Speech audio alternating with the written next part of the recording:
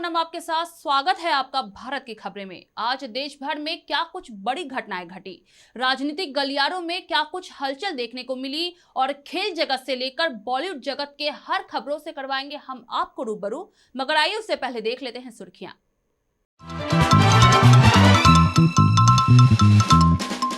378 दिन बाद किसान आंदोलन खत्म, दिल्ली बॉर्डर से टेंट उखड़ने लगे।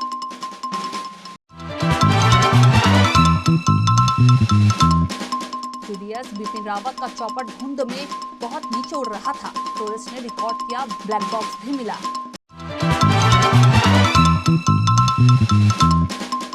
मद्रास रेजिमेंट सेंटर लाए गए जनरल रावत, उनकी पत्नी और 11 जवानों के पार्थिव शरीर।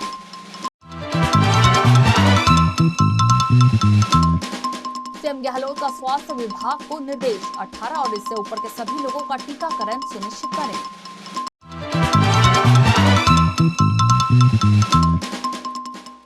दिल्ली के रोहिणी कोर्ट में बम ब्लास्ट, लैपटॉप बैग में मिला आईईडी, बुलाई गई एनएसजी।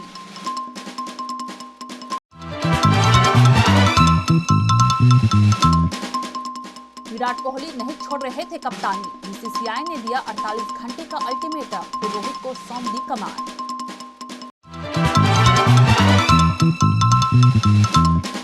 ओमिक्रॉन का एक नया रूप आया सामने, वैज्ञानिकों ने कहा ओमिक्रॉन के नए प्रकार का पता लगाना ज्यादा मुश्किल।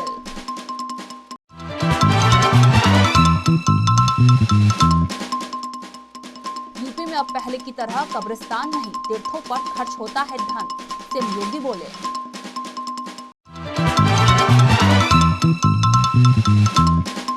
$50 लाख के घोड़े और 9-9 लाख की 4 बिल्लियों ने एक्ट्रेस को फंसाया, तिहाड़ में बंद चंद्रशेखर ने जैकलीन को दिया था गिफ्ट।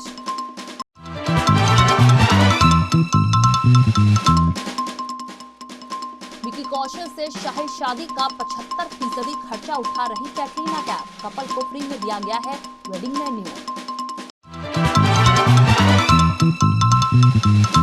दिल्ली बॉर्डर पर 378 दिन से चल रहा किसान आंदोलन खत्म कर दिया गया है। किसान नेता बलबीर राजेवाल ने कहा, अहंकारी सरकार को झुकाकर जा रहे हैं, हालांकि ये मोर्चे का अंत नहीं है, हमने इसे स्थगित किया है। 15 जनवरी को फिर संयुक्त किसान मोर्चा की फिर मीटिंग होगी, जिसमें आंदोलन की समीक्षा करेंगे। आंदोलन खत्म, सिंघू बॉर्डर पर किसानों ने टेंट उखाड़ने शुरू कर दिए हैं। इसके अलावा वापसी की तैयारी भी शुरू कर दी गई है। वहीं आंदोलन की अगुवाई करने वाले पंजाब के 32 किसान संगठनों ने अपना कार्यक्रम भी बना लिया है, जिसमें 11 दिसंबर को दिल्ली से पंजाब के लिए फतेह मार्च होगा। सिंघू और टिकरी बॉर्डर से किसान एक साथ पंजाब के लिए वापस रवाना होंगे। 13 दिसंबर को पंजाब के 32 संगठनों के नेता अमृतसर स्थित श्री दरबार साहिब में मत्था टेकेंगे। उसके बाद 15 दिसंबर को पंजाब में करीब 116 जगहों पर लगे मोर्चे खत्म कर दिए जाएंगे। हरियाणा के 28 किसान संगठन भी अलग से रणनीति बना चुके हैं। Chief of defence staff general Bipin Rawat के हेलीकॉप्टर हादसे का एक नया वीडियो गुरुवार को सामने आया, जिसे क्रैश से ठीक पहले का बताया जा रहा है। इसे नीलगिरी के जंगलों में एक टूरिस्ट ने अपने मोबाइल से रिकॉर्ड किया। इसमें दिख रहा है कि चॉपर धुंध के बीच बहुत नीचे उड़ रहा है। वीडियो कुछ सेकंड का है। ऐसा कहा जा रहा है कि इसके कुछ ही सेकंड्स के बाद ही चॉपर पेड़ों से जा टकराया। इस हेलीकॉप्टर का ब्लैक बॉक्स भी बरामद कर लिया गया है। इस बीच रक्षा मंत्री राजनाथ सिंह ने संसद में घटना के बारे में जानकारी दी। उन्होंने बताया, तमिलनाडु के कुन्नर इलाके में रावत के हेलीकॉप्टर का बुधवार दोपहर 12:08 पर एटीसी से संपर्क टूट गया था। स्थानीय लोग घटनास्थल पर पहुंचे तो वहां पर हेलीकॉप्टर में आग लगी देखी। टीमें भी पहुंची और लोगों को बाहर निकाला गया। हेलीकॉप्टर में सवार 13 लोगों की मौत हो गई। Group captain Varun Singh Wellington अस्पताल में लाइफ सपोर्ट पर हैं। उनकी जान बचाने की कोशिश जारी है। भारत के पहले सीडीएस जनरल बिपिन रावत का बुधवार को तमिलनाडु के कुन्नूर में विमान हादसे में निधन हो गया। इस हादसे में उनकी पत्नी समेत 13 और लोगों ने अपनी जान गंवाई। सीडीएस बिपिन रावत समेत उनकी पत्नी, सैन्य अधिकारियों और सभी जवानों के पार्थिव शरीर को आज मद्रास रेजिमेंट सेंटर लाया गया।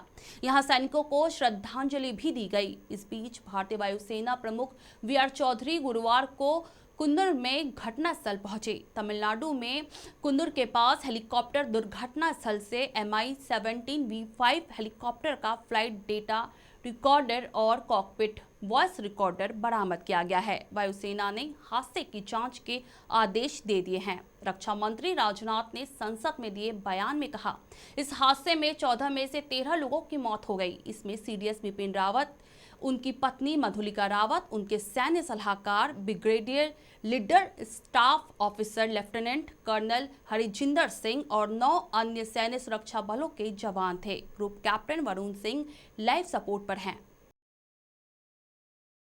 राजस्थान के मुख्यमंत्री अशोक गहलोत ने राज्य में कोरोना के खिलाफ तैयारियों का जायजा लेने के लिए वीडियो कॉन्फ्रेंसिंग के जरिए मीटिंग ली। इस मीटिंग में उन्होंने स्वास्थ्य विभाग को टीकाकरण बढ़ाने पर जोर देने का निर्देश दिया। गहलोत ने कहा कि स्वास्थ्य विभाग को राज्य में 18 वर्ष और इससे ऊपर के सभी लोगों के 100% टीकाकरण को सुनिश्चित करना चाहिए।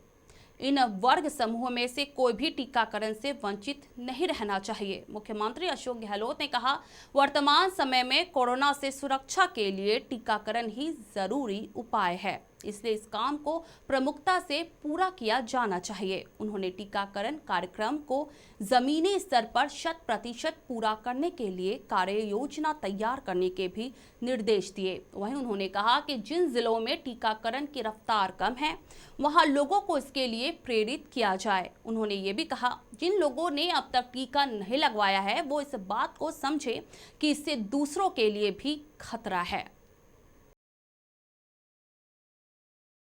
दिल्ली के रोहिणी कोर्ट में आज सुबह एक धमाके की वजह से हड़कंप मच गया। दिल्ली पुलिस के मुताबिक येलो इंटेंसिटी बम ब्लास्ट है। एक तरह का ये क्रूड बम है। पुलिस को मौके से आईईडी, एक्सप्लोसिव और एक टिफिन-नुमा चीज मिली है। दिल्ली पुलिस की स्पेशल सेल जांच कर रही है और एएसजी को भी मौके पर बुलाया गया है। दरअसल रोहिणी कोर्ट नंबर 102 में किसी इलेक्ट्रॉनिक डिवाइस ब्लास्ट था, जिसके बाद लोगों ने गोली चलने की अफवाह फैला दी। इसके कारण पूरे कोर्ट में हड़कंप मच गया। गौरतलब है कि कुछ समय पहले हमलावरों ने रोहिणी कोर्ट में एक गैंगस्टर की गोली मारकर हत्या कर दी थी, जिसके बाद पुलिस ने हमलावरों को घटनास्थल पर ही ढेर कर दिया था। रोहिणी कोर्ट में जैसे ही ब्लास्ट हुआ, तुरंत अफरा तफरी मच गई। सभी ने पहले गोली चलने की अफवाह फैलाई, लेकिन थोड़ी देर में मामला साफ हो गया। इसके बाद दमकल विभाग के 6 फायर टेंडर घटनास्थल पर पहुंचे। इस ब्लास्ट में 2 लोगों के मामूली रूप से घायल होने की खबर है। उन्हें एम्बुलेंस की मदद से नजदीक के अस्पताल भिजवाया गया। हाल ही में हुए T20 वर्ल्ड कप में शर्मनाक प्रदर्शन के बाद भारतीय क्रिकेट टीम में काफी बड़े बदलाव किए गए हैं। विराट कोहली ने खुद ही T20 फॉर्मेट से कप्तानी छोड़ दी थी। अब भारतीय क्रिकेट कंट्रोल बोर्ड ने उनसे वनडे टीम की कप्तानी भी छीन ली है। इसे आप छीनना ही कह सकते हैं, क्योंकि कोहली कप्तानी छोड़ने को तैयार नहीं थे, जबकि बीसीसीआई ने कोहली को कप्तानी छोड़ने के लिए 48 घंटे का समय भी दिया था। पीटीआई ने अपनी रिपोर्ट में कहा है कि कोहली ने पहले ही T20 से कप्तानी छोड़ दी थी। ऐसे में बीसीसीआई ने उन्हें वनडे की कप्तानी से भी इस्तीफा देने के लिए 48 घंटे का समय दिया था। बीसीसीआई की सिलेक्शन कमेटी ने इस तय समय तक कोहली के रिस्पॉन्स का इंतजार किया। जवाब नहीं मिले पर उन्होंने 49वें घंटे में खुद ही फैसला लिया और रोहित शर्मा को T20 के साथ वनडे टीम की कप्तानी भी सौंप दी। कोरोना के नए वेरिएंट ओमिक्रॉन का सबसे पहला मामला दक्षिण अफ्रीका में पाया गया था। WHO ने ओमिक्रॉन B.1.1.529 को वेरिएंट ऑफ कंसर्न की सूची में डाला है। अब इस वेरिएंट को लेकर एक बड़ी बात सामने आई है। वेरिएंट 2 वंशों में BA.1 और BA.2 में विभाजित हो गया है। वायरोलॉजिस्ट का कहना है कि ओमिक्रॉन के नए लीनियज BA.2 के कई मामले दक्षिण अफ्रीका, ऑस्ट्रेलिया और कनाडा में मिले हैं। वैज्ञानिकों का कहना है कि ओमिक्रॉन के नए प्रकार का पता लगाना ज्यादा मुश्किल है। ओमिक्रॉन में लगभग 50 से भी ज्यादा म्यूटेशन हैं। इसका सबसे पहला मामला 8 नवंबर को दक्षिण अफ्रीका में पाया गया था। इसके बाद से ही ये भारत समेत 34 देशों में फैल चुका है। एक्सपर्ट्स का कहना है कि ओमिक्रॉन का वंश में विभाजन वैज्ञानिकों के लिए ज्यादा दिलचस्प का विषय है, क्योंकि ये महामारी विज्ञान को बेहतर तरीके से समझने में मदद करेगा। आम आदमी के लिए इससे चिंतित होने की कोई बात नहीं है। उत्तर प्रदेश के मथुरा में सीएम योगी आदित्यनाथ ने बुधवार को पूर्व की अखिलेश सरकार पर जमकर निशाना साधा है। उन्होंने पूर्व सरकार पर कब्रिस्तान की बाउंड्री पर धन खर्च करने का आरोप लगाते हुए कहा, उनकी सरकार तीर्थों पर धन खर्च कर रही है। मथुरा में जनसभा को संबोधित करते हुए सीएम योगी ने 201 करोड़ के प्रोजेक्ट का ऐलान किया। उन्होंने ये भी कहा, पहले ये पैसा कब्रिस्तान की बाउंड्री बनवाने के लिए दिया जाता था, तीर्थों के विकास के लिए नहीं। अब बड़े स्तर पर आयोजन होते हैं और संतों को सम्मान दिया जाता है। 5000 साल पुरानी परंपरा कुंभ इसका सबसे बड़ा उदाहरण है।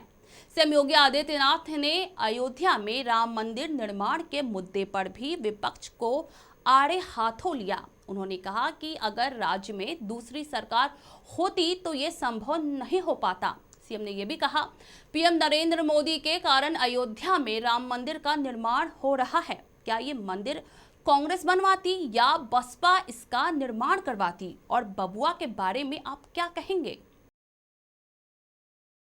बॉलीवुड एक्ट्रेस जैकलिन फर्नांडिस 200 करोड़ के मनी लॉन्ड्रिंग केस में प्रवर्तन निदेशालय की रडार पर है। 5 दिसंबर को देश से बाहर जाने का प्रयास कर रही एक्ट्रेस को मुंबई एयरपोर्ट पर रोक लिया गया था। उनके खिलाफ ईडी ने लुकआउट नोटिस जारी किया है। इस बीच एक्ट्रेस गुरुवार को फिर एक बार ईडी के सामने पेश हुई। उनसे तिहाड़ जेल में बंद ठग सुकेश चंद्रशेखर के साथ उनके संबंधों को लेकर पूछताछ की गई। ये तीसरी बार है जब जैकलिन से ईडी ने पूछताछ की है। ईडी सूत्रों के माने तो एक्ट्रेस और कॉनमैन सुकेश चंद्रशेखर के बीच करीबी रिश्ते थे और वो एक्ट्रेस पर पानी की तरह पैसे लुटाता था। चंद्रशेखर ने एक्ट्रेस को गोल्ड और डायमंड ज्वेलरी, इंपोर्टेड क्रॉकरी दी थी। इनके अलावा 52 लाख रुपए का एक घोड़ा और 9-9 लाख की 4 पर्शियन बिल्लियां भी गिफ्ट में दी थी। जैकलिन के लिए सुकेश ने कई चार्टर्ड फ्लाइट्स बुक की थी। ईडी सूत्रों के मुताबिक चंद्रशेखर ने एक्ट्रेस पर करीब 10 करोड़ रुपए खर्च किए थे।